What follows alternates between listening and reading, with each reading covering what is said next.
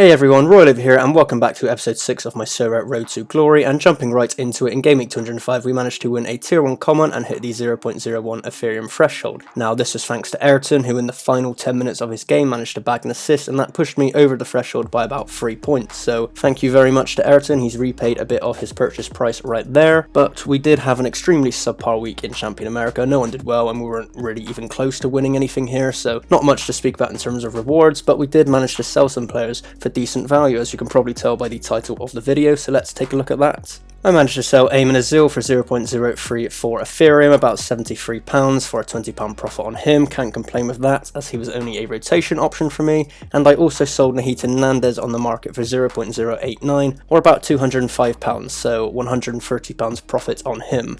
Now, Nandez was part of a Cagliari bundle I bought all the way back in May, so I've made my money back on this bundle while still having 3 of the original 5 cards from it in the club. And a quick look at Sorare data, you'll see Nandez had been going for roughly 0.06 recently, so to sell him for 0.089 I'm very happy with. I think I've got good value for money on him there. I also then sold Alan Pulido for 0.135 Ethereum, about £310, so a £10 profit on him. He's been a bit injury prone lately and not scoring as many points as he used to in SO5, and obviously with the MLS season entering the final stages, I thought I'd just take the guaranteed money on him now. I still have enough players to field an average Champion America team. You know, I've got Hamid, Metanara, Kyoto, Morgan and Shiny Ashiki taking the forward spot this week, so it's not a team that's likely to do amazing in Division 4, but I'm probably just going to field it for the rest of the season, hope we get lucky. And then a big sell I made was that I also sold my Nicholas Storm for 0.245 Ethereum, roughly £545. So I bought him at the start of September for £245. So that is a massive £300 profit in the span of 1 month on Nicholas Storm. And you can see if you look at his last 5 games, obviously he's a great player, he's getting great scores in SO5, so the sharp rise in price over the last month isn't too surprising. I kind of wanted to cash in on him while I could, you know, maybe I'll buy him back in the future if he gets a bit cheaper. And yeah, as I said, I wasn't really planning on selling him. I just put him up overnight to see if I could get a sell on him for a relatively high price, higher than I thought anyone would pay for him. But someone did buy him overnight, and you can tell from Sorare data here that my sell of Storm is the highest he has gone for in recent months. You know, last week he was selling for roughly a little over at 0.2 Ethereum, and the week before that he was even lower than that. So to get what I did with him, I'm very happy with. You know, obviously it weakens my Challenger Europe team a bit, but overall very happy with the Ethereum into the club coming from these player sells here.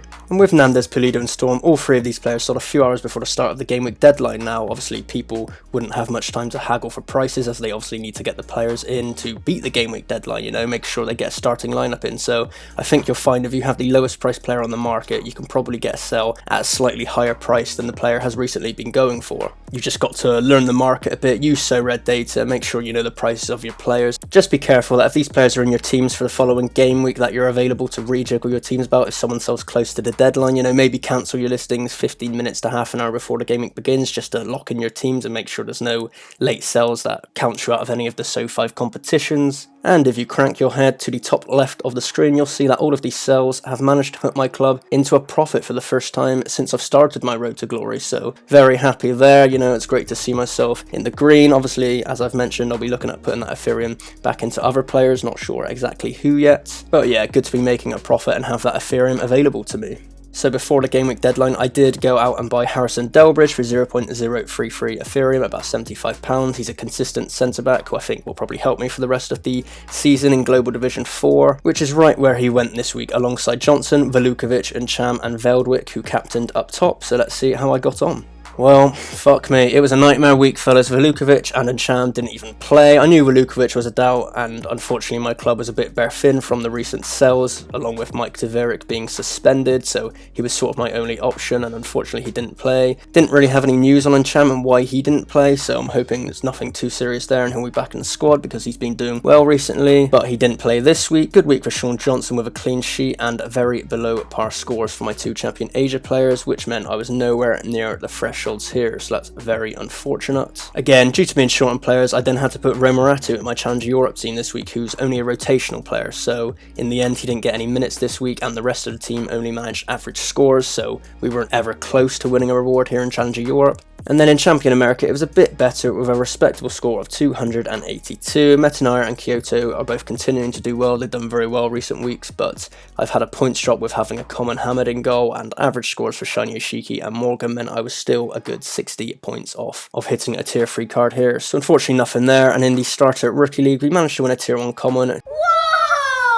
So yeah, long story short, very poor week in terms of SO5 and our results, but as mentioned, we were a bit paper thin on the ground this week from all the players which we've sold, but I'll look to rebolster my options again in the coming weeks. You know, I really need to improve certain aspects of my Champion America team, as well as just generally the players I use in Global Division 4, and you know, it's not easy to win these rewards. Just looking at Global Division 4, obviously you have the Ethereum thresholds to aim for, but to win a tier 3 card you need to be in the top 5% of players, and now that's the same story with Champion America and Challenger Europe. You know, I have decent players in the squad, but not quite the players I really need to challenge for these spots consistently. So definitely something I need to look at, as you know, you're going to need 330 points a week minimum just to hit rewards. So I'll need to analyze where in my team I need to improve on and what players are probably best to go forward with. But silver lining, you know, at least we had a good week in terms of how I worked the transfer market and the profit I made there. I'm sure it'll be interesting to see where I put that Ethereum back into the club. Now, a friend of the channel here, My Time, he asked me if I'm going to be looking into getting some limiteds. Not 100% sure if I will, but it's definitely something I'm keeping an eye on, definitely with this influx of Ethereum. So maybe next episode I'll look into getting a limited team and seeing what I can do with that. So yeah, stick around for next episode to find out where we go from here, and as always, thank you for watching. Please like and put your thoughts down below, and do make sure you subscribe, because if you do, there's no doubt in my mind that you will hit the tier 3 thresholds next week. Even if I don't, at least you will. So, you know, cheers for watching.